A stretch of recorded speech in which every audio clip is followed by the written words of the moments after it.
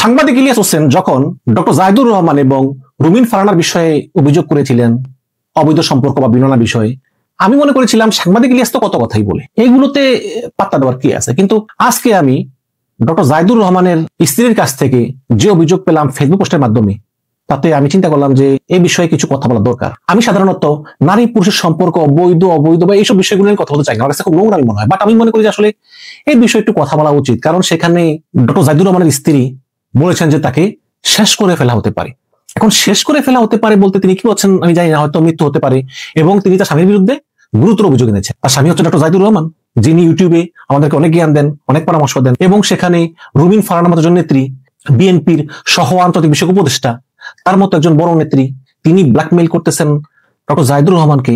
জাহিদুর রহমান হুমকি দিচ্ছেন, এটা শুনে আবার স্ট্রোক করতেছেন আবার তার শ্বশুর। মানে খুবই একটা বিকট কাহিনী, খুবই করুণ কাহিনী। দর্শক, আসলে আমরা যাদেরকে আসলে খুব ভালো মনে করি, জ্ঞানী মনে করি, তাদেরও কিন্তু একটা অন্ধকার দিক আছে। আমি একটু আপনাদেরকে পড়ে শুনাই। ডক্টর জাহিদুর রহমানের স্ত্রীর নাম হচ্ছে আনা নাসরিন। তিনি একটা ফেসবুক পোস্ট দিয়েছেন, সেটা হচ্ছে যে 21শে জুন 2025, মানে জুন মাসের 21 তারিখে 2025 তিনি বলেছেন যে আমাকে একটি অজ্ঞাত ফেসবুক আইডি থেকে জানানো হচ্ছে যে একজন প্রভাবশালী নেত্রীর কাছে আমার স্বামীর একটি ব্যক্তিগত ভিডিও রয়েছে। মানে প্রভাবশালী নেত্রী মানে রুমিন ফারহানার কথাই বলেছে। অভিযোগ করা হয় যে উক্ত ভিডিও ব্যবহার করে তিনি দীর্ঘ কয়েক বছর যাবত আমার স্বামীর কাছ থেকে বিভিন্ন অনৈতিক সুবিধা আদায় করেছেন। সংসদের হ্যান্ড গ্লাস লেখা, হ্যান্ড গ্লাস কি জানি না, হ্যান্ড গ্লাস লেখা থেকে শুরু করে বিদেশি দূতাবাসে চাপ সৃষ্টি করে ইনভাইটেশন, এমনকি আরো কিছু বিষয়ে যা উচ্চারণ করাও শিষ্টাচার বহির্ভূত। সেই অজ্ঞাত আইডির দাবি আমার স্বামীর একটি পরকীয়ার ভিডিও তার নিজের কাছেও আছে। এই কথা জানার পরে আমার স্বামী ধারণা পোষণ করেন, স্বামী জাহিদুর রহমান আর কি ধারণা পোষণ করেন যে এই আইডি হয়তো গোয়েন্দা সংস্থার সঙ্গে সংশ্লিষ্ট। পরবর্তী সময়ে উক্ত আইডি থেকে আমাকে অনেকবার মেসেঞ্জার ভিডিও কল করে আমার স্বামীর সেই ভিডিওটি দেখানোর চেষ্টা করা হয়। আমি নীতিগতভাবে কারণ ব্যক্তিগত ভিডিও দেখা গরিত মনে করায় কখনোই সেই ফোন রিসিভ করিনি। এবার ব্যাকগ্রাউন্ডে যাই। গত বছরের 6 এপ্রিল বা 7 এপ্রিল আমার স্বামী ডক্টর জাহিদুর রহমান স্বীকার করেন যে তার একটি ব্যক্তিগত ভিডিও তার এক প্রাক্তন প্রেমিকার মাধ্যমে একজন প্রভাবশালী নেত্রী হস্তগত করেন, মানে রুমিন ফারহানা। 2019 সাল থেকে আমার স্বামী বারবার কথাবার্তা এবং আচরণে জিম্মিত্বের বিবিধ ইঙ্গিত দিয়ে আসছেন। মানে 19 সাল থেকেই আমার স্বামী জাহিদুর রহমান বলতেছেন যে তার একটা ব্যাপার আছে, এটাতে সে আসলে জিম্মি যে কোনো একজনের কাছে। 2025 সালের 21 জানুয়ারি ব্রেনের আয়োজনে বাংলা একাডেমির একটি আলোচনা সভায় আমার স্বামী ডক্টর জাহিদুর রহমান একজন প্রভাবশালী নেত্রীর চাপের কথা বলে আমাকে উক্ত অনুষ্ঠান না যেতে বোঝানোর চেষ্টা করেন এবং পরবর্তীতে তিনি নিজেও উক্ত আলোচনা সভা থেকে বিরত থাকেন। এই ঘটনা জানার পর আমার বড় ননদ ঘটনার ভয়াবহতা অনুমান করতে পেরে অফিসে থাকা অবস্থায় একটা মাইল্ড হার্ট অ্যাটাক আক্রান্ত হন এবং 2 দিন আইসিইউতে চিকিৎসাধীন ছিলেন। মানে ছোট ভাইয়ের এই ভিডিও বা অতীত কালো ইতিহাস এটা জানার পরে ডক্টর জাহিদুর রহমানের বড় বোন হার্ট অ্যাটাক করেন এবং 2 দিন আইসিইউতে থাকেন। এই বছরের 11ই মে ডক্টর জাহিদুর রহমান তার স্ত্রীকে বলেন যে তিনি খুব বিপদে আছেন, তার স্ত্রীর সাহায্য তার প্রয়োজন, তবে এখন তিনি কিছু বিস্তারিত বলতে চান না, আরো সময় চান। এর 11 দিন পর মানে 23শে মে জাহিদুর রহমানের স্ত্রী বলেন যে আমি এই বুদ্ধিভিত্তিক ডাকাতি প্রতিহত করার চেষ্টা করলে 21শে জুন 2024 সাল থেকে ধারাবাহিকভাবে আমার কাছে তথ্য আসতে থাকে যে আমাকে সরিয়ে ফেলার পরিকল্পনা চলছে, মানে তাকে মেরে ফেলার পরিকল্পনা চলতেছে। তাহলে তাকে মেরে ফেলার পরিকল্পনা কে করতেছে? তার স্বামী ডক্টর জাহিদুর রহমান নাকি অন্য কেউ? যাই হোক, এরপর 5 জুলাই 2025 এই ঘটনা জানার পরে, মানে এই যে তাকে সরিয়ে ফেলা হবে, মানে ডক্টর জাহিদুর রহমানের স্ত্রীকে সরিয়ে ফেলা হবে, এই ঘটনা জানার পরে ডক্টর জাহিদুর রহমানের শ্বশুর স্ট্রোক করেন এবং 5 দিন তিনি সিএমএইচে চিকিৎসাধীন ছিলেন। এর 6 দিন পরে 11 জুলাই আমি জিডি করার কথা বললে আমার স্বামী মিডিয়ার ট্রায়ালের ভয়ে আমাকে নিবৃত্ত করেন। একই সঙ্গে আমার অগোচরে তিনি আমার ভাই, বোন এবং বন্ধু রুমার কাছে আমাকে মানসিক রোগী হিসেবে চিহ্নিত করেন। এরপর 3রা আগস্ট 2025 আমার স্বামী আমাকে ডক্টর নাসিম জাহান, তিনি হচ্ছেন অ্যাসোসিয়েট প্রফেসর সাইকিয়াট্রিস্ট, তার কাছে শিডিউল বুক করে আমাকে জোরপূর্বক পাঠানোর চেষ্টা করেন যাতে একটা ভুয়া মানসিক সার্টিফিকেট তৈরি করতে পারেন এবং যাতে আমাকে পাগল প্রমাণ করা যায়। এই সন্দেহে আমি সেখানে যাইনি। এবং 2016 সাল থেকে পরিচিত এক সাংবাদিক আমাকে বহুবার ফোন করার পর গত 2রা সেপ্টেম্বর মানে এই মাসের 2 তারিখে আমি তার সাথে কথা বলি। তিনি কৌশলে আমার স্বামী ডক্টর জাহিদুর রহমান সম্পর্কে তার ব্যক্তিগত তথ্য আদান প্রদানের চেষ্টা এবং আমাকে ডক্টর জাহিদুর রহমানের বিরুদ্ধে উস্কানি দেওয়ার চেষ্টা করেন। এবং এই সাংবাদিক ইতিপূর্বেও আমার স্বামী সম্পর্কে আমাকে অনেক বিভ্রান্তিকর তথ্য সরবরাহ করেছে এবং আমি নিশ্চিত যে আমার নাম ব্যবহার করে এই সাংবাদিক ইলিয়াস হোসেনের কাছে বিকৃত তথ্য পাঠিয়েছেন। কারণ ডক্টর জাহিদুর রহমান রুমিন ফারহানার পার্ট টাইম হাজবেন্ড, এই উক্তি কেবল আমি তার মুখে শুনেছি, মানে ইলিয়াসের মুখে। এর পরিপ্রেক্ষিতে ইলিয়াস হোসেন 5 সেপ্টেম্বর 2025 তারিখে একটা আপত্তিকর ভিডিও বানান, যেখানে আমার স্বামী জাহিদুর রহমানকে চারিত্রিকভাবে লাঞ্ছিত করার চেষ্টা করা হয়েছে। এরপর 7 সেপ্টেম্বর ইলিয়াস হোসেন তার নিজের ফেসবুক পেজে পোস্ট করে লিখেন যে অপেক্ষা করুন, কাজ চলছে। এর মাধ্যমে তিনি একাধিক ভিডিও প্রকাশের ইঙ্গিত দেন। মানে ইলিয়াস বলতেছেন যে তার কাছে জাহিদুর রহমানের একাধিক ভিডিও আছে, অথচ আমার জানা মতে আমার স্বামীর মাত্র একটা ভিডিও বিদ্যমান। আমার সমস্ত তথ্য, প্রমাণ, বিবৃতি, পার্সোনাল জার্নাল এ টাইম স্ট্যাম্প সহ সংরক্ষিত এবং আমার আইনজীবীর কাছে জমা রয়েছে। এরপর 8 সেপ্টেম্বর আমাকে জানানো হয় যে একদল এডিটর নকল ছবি ভিডিও তৈরি করতেছে, যা ইলিয়াস হোসেনের মাধ্যমে প্রচার করা হবে। এরপর 13 সেপ্টেম্বর আমাকে জানানো হয় যে আমার স্বামীকে আক্রমণের ষড়যন্ত্র চলতেছে। তো আমি সেই সাংবাদিককে আইনি দায়বদ্ধতার বিষয়ে সতর্ক করলে উক্ত সাংবাদিক নিচে দেওয়া স্বীকার করেন। আজ আমি যখন ইলিয়াস হোসেন এবং উক্ত সাংবাদিকের বিরুদ্ধে, মানে আজকে ঘটনা, ডক্টর জাহিদুর রহমানের স্ত্রী বলতেছেন যে আজ আমি যখন ইলিয়াস হোসেন এবং উক্ত সাংবাদিকের বিরুদ্ধে সংশ্লিষ্ট আইনে মামলা করতে চাই, তখন আমার স্বামী ডক্টর জাহিদুর রহমান আমার বড় ভাইকে হোয়াটসঅ্যাপে কল করে বলেন যে যদি এই মামলা করি তাহলে তিনি আমাকে ডিভোর্স দিবেন। এতে আমার দৃঢ় ধারণা হয় যে সত্যি হয়তো ইলিয়াস হোসেনের কাছে এমন কোন গোপন ভিডিও বিদ্যমান, যা ব্যবহার করে একজন প্রভাবশালী নেত্রী মানে রুমিন ফারহানা আমার স্বামীর রাজনৈতিক মতামত নিয়ন্ত্রণ করতেছেন। আমি সকলকেই সতর্ক করছি যে আমার দাম্পত্য সঙ্গীর কোনো আসল, নকল বা কোনো ভিডিওজনক প্রকাশ না করে আমার স্বামী যদি আমার কাছে কোনো অপরাধ করে থেকে থাকে, তাহলে আমি আইনগত পথে তা মোকাবেলা করব। কোন সাংবাদিক বা জনগণের কাছে আমি বিচার প্রার্থনা করব না এবং করিও নি কোনোদিন। আমার স্বামী ডক্টর জাহিদুর রহমান আমার সঙ্গে কোনো দাম্পত্য অপরাধ করে থাকলে সে বিষয়ে অভিযোগ আনার একমাত্র আইনগত অধিকার আমার। কারণ ব্যক্তিগত ভিডিও ধারণ, সংরক্ষণ এবং প্রচার প্রকাশ দণ্ডনীয় অপরাধ। আমি বিশ্বাস করি যৌন গোপনীয়তা কেবল নারীর অধিকার নয়, পুরুষের সমান অধিকার। শুনলেন তো দর্শক, এই হচ্ছে গিয়ে অবস্থা। আসলেই হয়তো মানে যেটা আমি বুঝলাম আর কি, যে এখানে দুইটা পসিবিলিটি হতে পারে। এক হচ্ছে ডক্টর জাহিদুর রহমানের সঙ্গে রুমিন ফারহানার সম্পর্ক ছিল হয়তো অতীতে কোনো এক সময়, অথবা হয়তো ডক্টর জাহিদুর রহমানের সঙ্গে এমন একটা মেয়ের সম্পর্ক ছিল এবং সেখানে কিছু গোপন ভিডিও করা হয়েছে, যে ভিডিওটা ডক্টর জাহিদুর রহমানের ওই সাবেক প্রেমিকা রুমিন ফারহানার কাছে হস্তগত করেছে। আবার এমনও হতে পারে যে রুমিন ফারহানা নিজেই ডক্টর জাহিদুর রহমানের প্রেমিকা ছিল এবং রুমিন ফারহানার কাছে ডক্টর জাহিদুর রহমানের ভিডিও আছে। তো এগুলো কোনোটা কিন্তু আমার কথা না, এগুলো আমি ডক্টর জাহিদুর রহমানের স্ত্রী এনা নাসরিন, সেই এনা নাসরিনের ফেসবুক পোস্ট থেকে আমি শেয়ার করলাম। দর্শক, আসলে একটা মানুষের জীবন অনেক ধাপ থাকে, একটা ধাপ থেকে একটা ধাপ, সেই ধাপ থেকে একটা ধাপ। তো জীবনের কোনো এক পর্যায়ে হয়তো কোনো একটা মেয়ের সঙ্গে সম্পর্ক হয়েছে, সেই সম্পর্ক রুমিন ফারহানা হতে পারে বা অন্য কেউ হতে পারে, এবং সেই সময় একটা ভিডিও করা হয়েছে।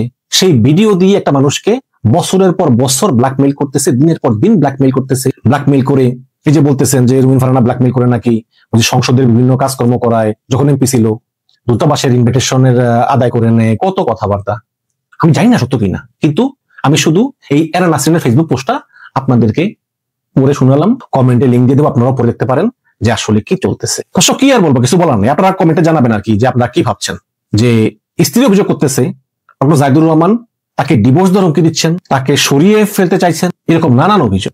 ডক্টর জাহিদুর রহমান আমার একজন আইডল, আমি তার ভিডিও প্রায় প্রতিদিন দেখি। তার মতো একজন লোকের কাছ থেকে আমি এটা আশা করিনি। এই বর্তমান ইউনূস সরকার তাকে আবার বিসিএস এর ভাইবা বোর্ডের সদস্য নিযুক্ত করেছে এবং তিনি একটি সংস্কার কমিশন সদস্য ছিলেন। তো এত কিছুর পরেও এই ধরনের একটা ব্যক্তির বিরুদ্ধে তার স্ত্রী অভিযোগ করবে, এরকম অভিযোগ, এটা আসলে গ্রহণযোগ্য না। আপনারা কি ভাবছেন কমেন্টে জানাবেন। দর্শক, কিছুদিন আগে উপদেষ্টা মাহফুজ নিউ ইয়র্কে গিয়েছিলেন এবং সেখানে আওয়ামী লীগের লোকজন তার উপরে হামলা করার চেষ্টা করে এবং তাকে না পেয়ে নিউ ইয়র্কে দূতাবাসের কনসুলেট অফিস ভাঙচুর করে।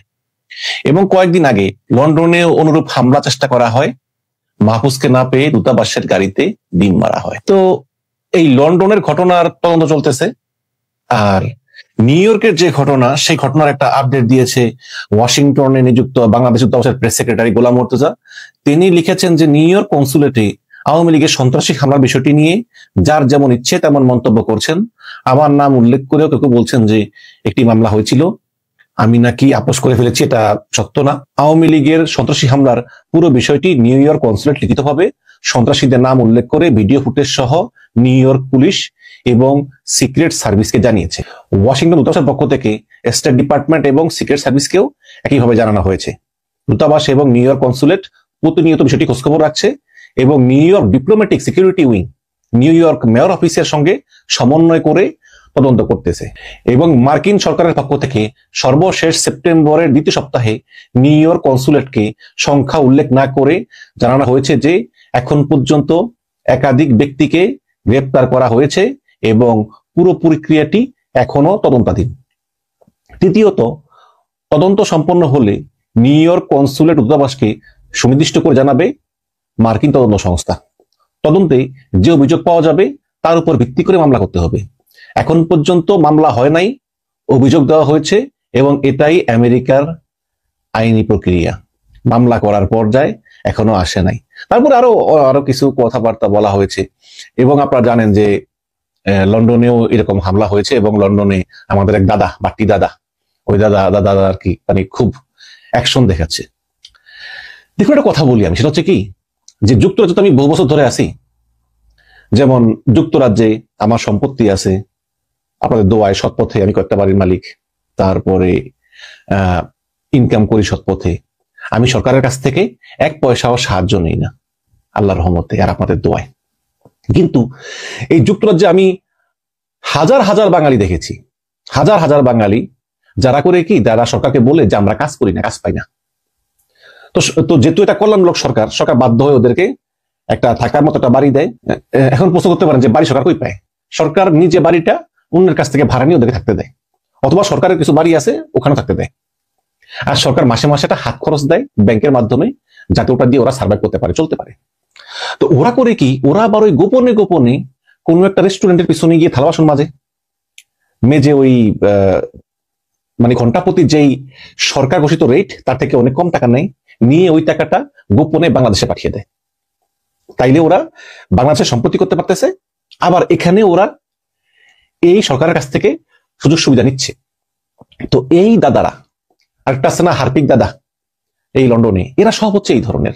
হার্পিক দাদার সন্তান ডিজেবল, হার্পিক দাদার কোনো ইনকাম নাই, তো তাদেরকে সরকার বাড়ি দেয়, টাকা পয়সা দেয়, তারা চলে এবং তারা ওই আওয়ামী লীগের হয়ে চিৎকার দেয়। এবং আরেকটা বিষয় হচ্ছে যে যদি আপনি দেশে প্রমাণ করতে পারেন যে আপনি মেন্টালি অসুস্থ, মানে আপনি পাগল সহজ বাংলায় বলতে গেলে, তাহলে সরকার আপনাকে আরো অনেক সুযোগ সুবিধা দিবে। এবং আপনি যদি টুকটাক বিভিন্ন মিসবিহেভ করে থাকেন কারো সঙ্গে, সরকার বলবে আরে এ তো পাগল, এর তো মেন্টাল প্রবলেম আছে। এবং পৃথিবীতে মানে পাগল রোগের কোনো নির্মাণায়ক যন্ত্র নাই। সেটা কিরকম, যেমন যদি কেউ মিথ্যা কথা বলে তার ক্যান্সার হয়েছে, তাহলে হসপিটালের ডক্টর টেস্ট করে দেখবে যে না ক্যান্সার মিথ্যা কথা বলতেছে। আপনি বলবেন যে আমার কিডনি খারাপ, ডক্টর চেক করে দেখবে যে না কিডনি ভালো, মিথ্যা কথা বলতেছে। আর আপনি যদি বলেন একবার যে আমি পাগল, তাহলে পৃথিবীর কোনো ডক্টর নাই যে সে প্রুফ করতে পারে যে আসলে সে পাগল না। তো এইরকম মেন্টাল হেলথের কিছু সমস্যা নিয়ে এরা অলরেডি হসপিটালে রেজিস্টার্ড। এখন এই কারণেই এইসব লোকগুলো একটু ভায়োলেন্ট হয়, কিন্তু আমরা তো পারি না, কারণ আমাদের সম্পত্তি আছে, আমাদের ক্রেডিট স্কোরের বিষয় আছে।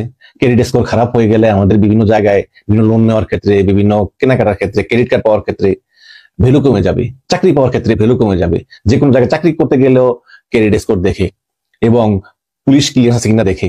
যদি পুলিশের খাতে একটা লাল স্পট পড়ে যায়, আমরা কখনোই চাকরি পাবো না, ভালো চাকরি পাবো না। কিন্তু এদের তো চাকরির কোনো দরকারও নেই, এরা এরকম লাফায়। এই যে বাট্টি দাদা, এই বাট্টি দাদা আওয়ামী লীগের গত 17 বছর সে দেশে যেতে পারে নাই। সে আওয়ামী লীগ করে, কিন্তু সে আওয়ামী লীগের আমল দেশে যেতে পারে নাই। দেশে গেলেই তারে মনে করেন জেলে ঢুকে লাগতো। এই আওয়ামী লীগের লোকজনই তার মামলা দিয়ে রাখছে। সেই দাদা, যেই দাদা আওয়ামী লীগের আমল যেতে পারে নাই, সেই দাদা এখন কি লাফান লাফায়, তো আবার সে ডিম মারি, আবার হাতাহাতি করে পুলিশের সঙ্গে। তো এখন এগুলো হচ্ছে কি, আমি কিন্তু দীর্ঘদিন পুলিশের সঙ্গে কাজ করছি, আমি কারারক্ষীও ছিলাম। তো পুলিশ করে কি, পুলিশ এইসব ক্ষেত্রে যখন কাউকে ধরে তখন তার নাম ঠিকানা, তাদের কাছে ছোট্টটা মোবাইল আছে, সরকারি মোবাইল, চেক করে দেখে যে আসলে তার নাম, তার অ্যাড্রেস ঠিক আছে কিনা এবং চেহারার সঙ্গে মিলে কিনা। যখন দেখে যে হ্যাঁ তার নাম, অ্যাড্রেস, চেহারার সঙ্গে মিলে, তখন পুলিশ আর এটা ডিল করে না, পুলিশ এটা পাঠিয়ে দেয় নন পুলিশের কাছে। কারণ একটা পুলিশ পালা কিন্তু অনেক এক্সপেন্সিভ এবং এই পুলিশগুলো রাস্তাঘাটে সমস্যাগুলো ডিল করে। যখন দেখা যায় যে হ্যাঁ কোন লোক, কোন ব্যক্তি এটা চিহ্নিত হয়, তখন তারা পাঠিয়ে দেয় যারা অফিসে কাজ করে তাদের কাছে।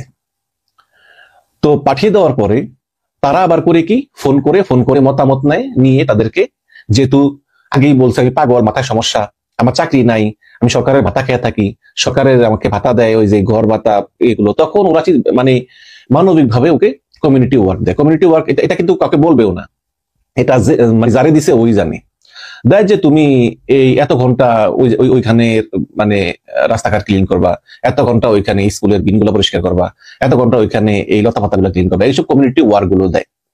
কমিউনিটি ওয়ার্ক দিলে ওই কমিউনিটি ওয়ার্কটা আসলে করে আসতে হয়, কিন্তু এইটা কিন্তু ওই বাট্টি দাদা কাউকে বলবে না। কিন্তু পুলিশ তারে ফোন দিছে মতো সে বলছে যে ওরা বাংলাদেশে পুলিশ মারছে, তখন যুক্তরাজ্যের পুলিশ সমবেত হয়েছে, আরে বাংলাদেশে ওরা তো পুলিশ মারছে, তখন আর আমাকে কিছু বলে নাই। যুক্তরাজ্যের আইন এভাবে কাজ করে না। বিএনপিও কিন্তু হাসিনার বিরুদ্ধে অনেক প্রতিবাদ করেছে এই যুক্তরাজ্যে, আমি সেখানে সাংবাদিক হিসাবে কভার করতে গিয়েছি, কিন্তু কখনোই লিমিট ক্রস করে নাই। শেখ হাসিনা আসছে গেছে বহুবার, মানে বিএনপি দূর থেকেই অনেক স্লোগান দিয়েছে, শেখ হাসিনার কাছেও যেতে পারে নাই, কারণ পুলিশ দেয় না তো। এবং পুলিশ বলতেছে যে তোমরা এই জায়গায় থাকবা, এটা করা যাবে, এটা করা যাবে না। এবং বিএনপি ওভাবে কিন্তু মেনেই সকল আন্দোলন সংগ্রামগুলো এই লন্ডনে করেছে। এবং এখানে একটা বিশাল অংশ ছিল অ্যাসাইলাম সিকার, যারা অ্যাসাইলাম মেরেছে যে দেশে গেলে আমাদেরকে আওয়ামী লীগ গ্রেপ্তার করবে, অত্যাচার করবে, এই কারণে আমরা অ্যাসাইলামে আছি। এটা সত্য, এবং এটা আবার আওয়ামী লীগেও আছে। এখন আওয়ামী লীগের ভিতরেও যারা সব লোকজন ডাক দেয়, এদের মধ্যে 90% হচ্ছে অ্যাসাইলাম সিকার। তারা বলে যে দেশে গেলে আমাদেরকে ইউনুস মারবে, এরকম। তো দুই দলই ছিল। এবং আমি কখনো বলি না, আমি জামাত বিএনপি অনেক অ্যাসাইলাম সিকারকে আমি বহু আইনি পরামর্শ দিয়েছি।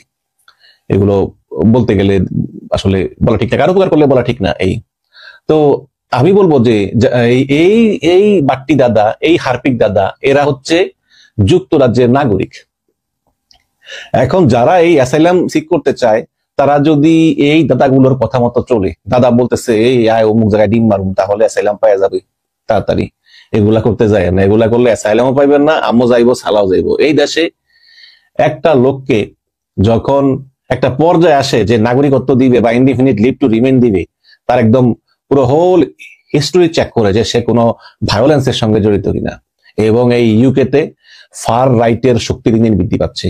গত শনিবারে অভিবাসন বিরোধী, অ্যাসাইলাম বিরোধী একটা বিক্ষোভ হচ্ছে, সেই বিক্ষোভে 1 লক্ষ মানুষ অংশগ্রহণ করছে। এবং এই দেশের মতো একটা ছোট্ট এবং মানে কম জনসংখ্যার দেশে 1 লক্ষ মানুষ কিন্তু অনেক। সুতরাং এই অ্যাসাইলাম বিরোধী, অভিবাসন বিরোধী একটা মানে শক্তি দিন দিন বৃদ্ধি পাচ্ছে। তো এই সময় এই সব হারপিক এদের কথা শুনে যাবেন, ওরা কিন্তু ব্রিটিশ সিটিজেন এবং ওরা কিন্তু মেন্টাল পেশেন্ট রেজিস্টার্ড। কাজেই ওরা যা করে আর আপনি যা করেন দুটো কিন্তু এক না।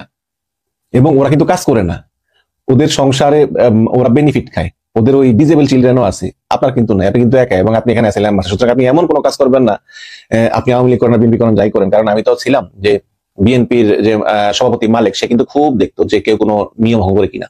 তারপরে যে হয় নাই তা না।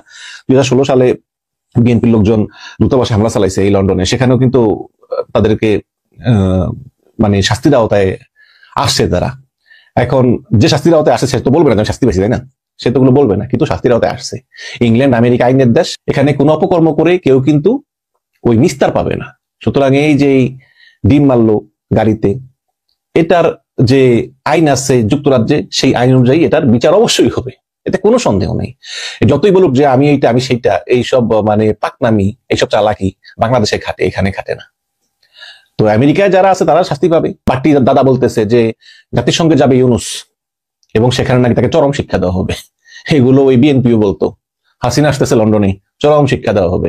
হ্যাঁ, মানুষজন আসতো, চিৎকার দিত, হইচই করতো, কিন্তু ওই শেখ হাসিনার ওই 250 মিটারের মধ্যে যাইতে পারতো না। নিজ চোখে তো দেখেছি। শেখ হাসিনার কানে স্লোগান যেত, শেখ হাসিনা বুঝতে পারতো, কিন্তু শেখ হাসিনার কাছে কি শেখ হাসিনাকে দেখাও যেত না। ও বেশিরভাগ সময় একটা মানে শেখ হাসিনার মতো প্রধানমন্ত্রী লেভেলের লোকজন, তারা যখন হোটেলে ঢোকে তখন সেই সব হোটেলের একাধিক দরজা থাকে। এখন কোন দরজা দিয়ে সে ঢুকবে এটা তো বুঝাই যায় না। অনেক বড় হোটেল, মনে করেন যে পুলিশ বলে দিল যে তোমরা বিক্ষোভ করবা এই জায়গায়, তো যারা বিক্ষোভ করবে তারা কিন্তু যাইতে পারবে না এর বাইরে, পুলিশের কথা মতো ওই জায়গায় থাকতে হবে আইন মাইনা। আর শেখ হাসিনার গাড়ি বড় ঢুকে আর এক জায়গায় দিয়া এইরকম। তো ডক্টর ইউনুস যাবে নিউ ইয়র্কে, এখানে এরা এটা করবে সেটা করবে, এগুলো হচ্ছে গিয়ে আপনার ওই যে মানে কথার কথা আর কি, বাকওয়াসবাদ। এগুলো কিছুই হবে না, বরং আরো এই যেসব পোলাপাইন গুলো আমেরিকা গেছে, ইংল্যান্ডে আসছে, এই দাদারা বলবে যে তোমরা আমাদের সঙ্গে আসো, এগুলো করলে তোমরা খুব দ্রুত অ্যাসাইলাম পেয়ে যাবে।